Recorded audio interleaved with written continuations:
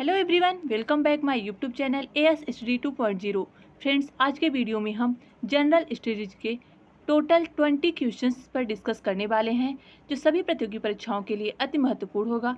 तो बने रहिएगा हमारे साथ कंप्लीट वीडियो तक। यदि वीडियो आपको पसंद आता है तो वीडियो को लाइक, सब्सक्राइब और कमेंट जरूर करें। चलिए, आप भी हमारे साथ क्वेश्चन का आंसर देने का प्रयास करिएगा। ये सभी क्वेश्चन आपकी सभी आगामी प्रतियोगी परीक्षाओं के लिए अति महत्वपूर्ण होंगे। चलिए क्वेश्चन देखते हैं। आज का पहला क्वेश्चन है, निम्नलिखित में से कौन सा एक प्राकृतिक रूप से वायुमंडल में पाई जाने वाली ग्रीन हाउस गैस नहीं है। इसके ऑप्शंस हैं nitrogen oxide, carbon dioxide, methane और ओजोन। ग्रीन हाउस गैसों की बात करें तो जो मुख्य रूप से जिम्मेदार होती हैं वो है कार्बन डाइऑक्साइड, CO2, जल वाष्प,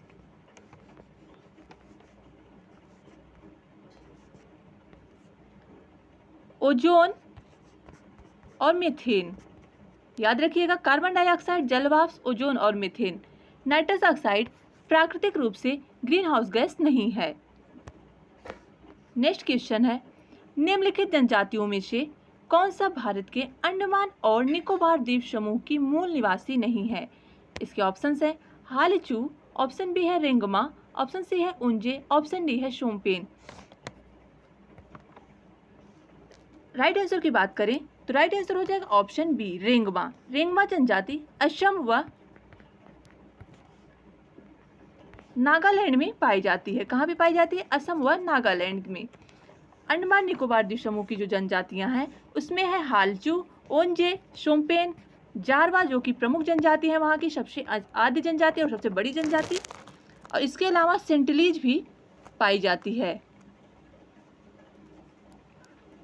याद रखिएगा, अंडमान निकोबार द्वीप समूह में हालचू, ओंजे, शोम्पेन, जारवा और सेंटिलीज जनजातियां पाई जाती है और रेंगमा जनजाति असम की है। यह अंडमान निकोबार द्वीप समूह की नहीं है। इस प्रकार हमारा राइट आंसर हुआ बी रेंगमा।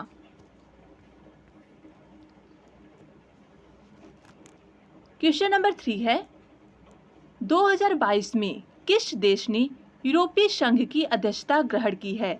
इसके ऑप्शंस हैं लग्जमबर्ग, ऑप्शन बी है साइप्रस, ऑप्शन सी है फ्रांस, ऑप्शन डी है चेक गणराज्य।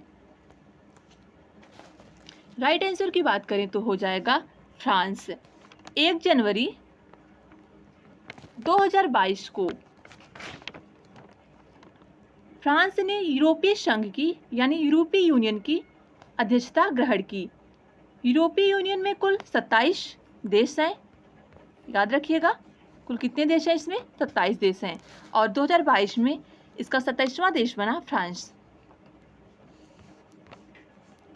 क्वेश्चन नंबर 4 है, निम्नलिखित में से कौन सा सही सुमेलित नहीं है। इसके ऑप्शंस हैं, ऑप्शन ए है आगामी जनजाति है जो कि नागालैंड में रहती है।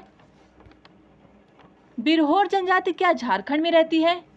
खस जनजाति अरुणाचल प्रदेश में रहती है? क्या टोडा जनजाति तमिलनाडु में रहती है? इसका राइट आंसर की बात करें तो राइट आंसर हो जाएगा ऑप्शन सी खस जनजाति जो कि अरुणाचल प्रदेश में नहीं रहती।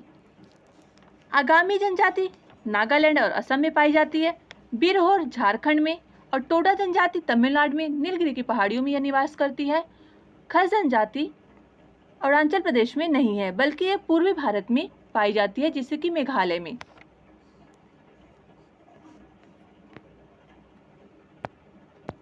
नेक्स्ट क्वेश्चन है, जनवरी 2022 में अंतरराष्ट्रीय सौर गठबंधन इंटरनेशनल सोलर एसोसिएशन में शामिल होने वाला 102वां सदस्य कौन सा है।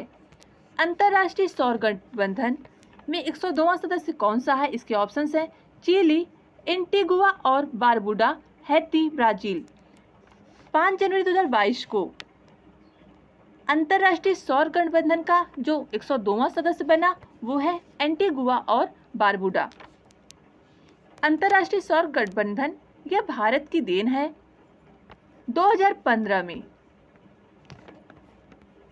COP21 का सम्मेलन जब पेरिस में हुआ था तब अंतरराष्ट्रीय सौर गठबंधन की नींव पड़ी और इसका जो मुख्यालय है हरियाणा के गुरुग्राम में। याद रखिएगा, अंतरराष्ट्रीय सौर गठबंधन का मुख्यालय हरियाणा के गुरुग्राम में है और इसकी जो स्थापना हुई 2015 में कॉन्फ्रेंस ऑफ पार्टीज, जो जलवायु परिवर्तन पर एक सम्मेलन होता है, COP21 के सम्मेलन के दौरान जो पेरिस में हुआ था, याद रखिएगा COP21 का सम्मेलन फ्रांस की राजधानी पेरिस में हुआ था और उसी समय अंतर्राष्ट्रीय सौर गठबंधन की संकल्पना शुरुआत की गई। उस समय इसमें कुल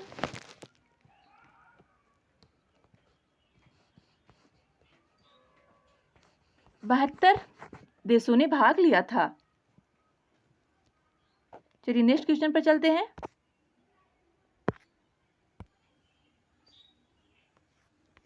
अगला क्वेश्चन है, पारिस्थितिकी संक्रमण अवधारणा का प्रयोग किया गया। पारिस्थितिकी संक्रमण की अवधारणा का प्रयोग किसने किया? इसके ऑप्शंस हैं एल्टन द्वारा, बेनेट द्वारा, बर्कले द्वारा और रेंटजेल द्वारा। राइट आंसर हो जाएगा ऑप्शन ए, एल्टन द्वारा पारिस्थितिकी संक्रमण की अवधारणा का प्रयोग सर्वप्रथम जॉन डब्ल्यू एल्टन द्वारा प्रयोग किया गया। इसका जॉन डब्ल्यू एल्टन एक प्रसिद्ध मानव वैज्ञानिक और इन्होंने यह अवधारणा अपनी पुस्तक the ecological transition culture anthropology and human adoption में दिया है। और याद रखिएगा पारिस्थितिकी संक्रमण का अवधारणा जॉन डब्ल्यू एल्टन द्वारा दिया गया। नेक्स्ट क्वेश्चन, क्वेश्चन नंबर 7 है, 28 जनवरी 2022 को केंद्र सरकार ने किसे मुख्य आर्थिक सलाहकार नियुक्त किया है? इसके ऑप्शंस हैं KB. Subramaniam, doctor V. Anantha Nageswaran, PK. Sinha, Rajesh Kumar Chaturvedi. Right answer की बात करें option B, doctor V. Anantha Nageswar. इनको केंद्र सरकार ने मुख्य आर्थिक सलाहकार 2022 में नियुक्त किया गया है और ये के.बी. सुब्रमण्यम के स्थान ग्रहण करेंगे। इस प्रकार राइट आंसर हो गया option B, doctor V. Anantha Nageshwar इस समय भारत के मुख्य आर्थिक सलाहकार हैं। क्वेश्चन नंबर 8 की बात करें, निम्नलिखित में से कौन सी भारत की नवीनतम पर्वत श्रेणी है? इसके ऑप्शंस हैं हिमाद्री श्रेणी, अरावली श्रेणी, पश्चिमी घाट और विंध्याचल। राइट आंसर की बात करें तो राइट आंसर हो जाएगा ऑप्शन ए, हिमाद्री श्रेणी भारत की नवीनतम पर्वत श्रेणी है। अरावली श्रेणी यह भारत की सबसे प्राचीन श्रेणी है। यह प्री कैम्ब्रियन काल की श्रेणी है। क्वेश्चन नंबर 9 है, महिला एशिया हॉकी कप 2022 का खिताब किस देश ने जीता है? इसके ऑप्शंस हैं जापान ने, दक्षिण कोरिया ने, भारत ने या चीन ने। महिला एशिया हॉकी कप 2022 का जो खिताब जीता है वो राइट आंसर हो जाएगा जापान ने। यह प्रतियोगिता महिला एशिया हॉकी कप 2022 की प्रतियोगिता ओमान में हुई थी और जिसमें जापान ने फाइनल में दक्षिण कोरिया को 4-2 से हराकर, याद रखिएगा महिला एशिया हॉकी कप 2022 का जो प्रतियोगिता हुआ यह ओमान में हुआ जिसमें जापान ने दक्षिण कोरिया को 4-2 से हराकर एशिया कप 2022 का खिताब जीत लिया। और इसमें इस महिला एशिया हॉकी कप 2022 में भारत की जो स्थिति थी वो तीसरे स्थान पर थी। याद रखिएगा भारत में जो स्थिति थी भारतीय टीम की वो तीसरे स्थान पे थी। इसमें फर्स्ट विनर थे जापान और दक्षिण कोरिया को 4-2 से हराकर। नेक्स्ट क्वेश्चन, विश्व के निम्नलिखित देशों में से किसमें खट्टे रसीले फलों का उत्पादन बहुत विकसित है? इसके ऑप्शंस हैं मानसूनी प्रदेश, उष्णकटिबंधीय प्रदेश, उच्च भूमि प्रदेश, भूमध्यसागरीय प्रदेश, भूमध्य रेखीय प्रदेश।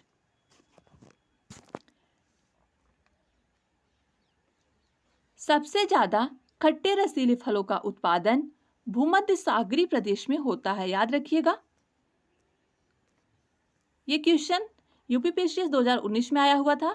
कि कहाँ पे सबसे ज़्यादा खट्टे रसीले फलों का उत्पादन होता है? तो राइट आंसर हो जाएगा ऑप्शन सी, भूमध्य रेखीय प्रदेश। नेक्स्ट क्वेश्चन देखते हैं। मलेशिया में किंटा घाटी प्रसिद्ध है। किंटा घाटी क्यों प्रसिद्ध है? इसके ऑप्शंस हैं रबर उत्पादन के लिए, चाय उत्पादन के लिए, टिन उत्पादन के लिए, कहवा उत्पादन के लिए। राइट आंसर की बात करें तो राइट आंसर हो जाएगा ऑप्शन सी, मलेशिया के किंटा घाटी यह टिन उत्पादन के लिए प्रसिद्ध है। मलेशिया में रबर भी अधिक होता है, चाय भी और कहवा ये भी मलेशिया में अधिक होते हैं, लेकिन जो किंडा घाटी है वह टिन उत्पादन के लिए प्रसिद्ध है। क्वेश्चन नंबर 12 है, उत्तर प्रदेश के कुल ऐसे शहर जो स्मार्ट सिटी योजना से आच्छादित हैं। इसके ऑप्शंस है 10, 12, 15 और 18। राइट आंसर की बात करें तो राइट आंसर हो जाएगा ऑप्शन ए, 10। उत्तर प्रदेश के कुल ऐसे 10 शहर हैं जो स्मार्ट सिटी योजना से आच्छादित हैं। स्मार्ट सिटी योजना की बात करें तो देश के समग्र विकास के लिए इस योजना की शुरुआत शहरों को तकनीकी रूप से आगे बढ़ाने के लिए की गई थी, जिसका प्रारंभ 25 जून 2015 को प्रधानमंत्री नरेंद्र मोदी द्वारा की गई। याद रखिएगा, स्मार्ट सिटी योजना का प्रारंभ 25 जून 2015 को प्रधानमंत्री नरेंद्र मोदी द्वारा की गई और इसका जो मुख्य उद्देश्य था शहरों को तकनीकी रूप से बढ़ावा देना। और उत्तर प्रदेश में कुल जो 10 शहर हैं उनके नाम हैं वाराणसी, प्रयागराज, कानपुर, लखनऊ, बरेली, झांसी, मुरादाबाद, अलीगढ़, सहारनपुर और आगरा। नेक्स्ट क्वेश्चन देखते हैं। उत्तर प्रदेश में बायोटेक्नोलॉजी पार्क निम्नलिखित स्थानों में से कहाँ स्थित है? इसके ऑप्शंस हैं कानपुर, गाजियाबाद, नोएडा, लखनऊ। राइट आंसर की बात करें तो उत्तर प्रदेश में बायोटेक्नोलॉजी पार्क यह लखनऊ में स्थित है। इन पार्कों की स्थापना का उद्देश्य जैव तकनीकी क्षेत्र में वैज्ञानिक तथा लघु और मध्यम उद्यमियों को तकनीकी सहायता उपलब्ध कराना है, जिससे कि वैज्ञानिक नई खोज तथा उद्यमी नए बायोटेक उद्यम स्थापित कर सकें। Right answer biotechnology park Lucknow में इसका मुख्य रूप से उद्देश्य है कि जो लघु एवं सूक्ष्म उद्योग हैं उनको तकनीकी सहायता मिले और नए उद्यमी बायोटेक उद्यम स्थापित कर सकें। क्वेश्चन नंबर 14 है, भारतीय संविधान के कौन से अनुच्छेद नागरिकता से संबंधित है? इसके ऑप्शंस हैं 3 से 10, अनुच्छेद 4 से 11, अनुच्छेद 5 से 11, अनुच्छेद 6 से 11। भारतीय संविधान का अनुच्छेद नागरिकता से जो संबंधित है ऑप्शन सी 5 से 11, आर्टिकल 5 से आर्टिकल 11 तक जो अनुच्छेद है वह नागरिकता से संबंधित है। यह भारतीय संविधान के भाग 2 में है। नेक्स्ट क्वेश्चन, भारत के सर्वोच्च न्यायालय ने संविधान के आधारभूत ढांचे के सिद्धांत को स्पष्ट किया। इसके ऑप्शंस हैं गोकुलनाथ विवाद 1967, केशवानंद भारतीवाद 1973, शंकरी प्रसाद वाद 1951 और सज्जन सिंह वाद 1965। राइट आंसर की बात करें तो राइट आंसर हो जाएगा ऑप्शन बी।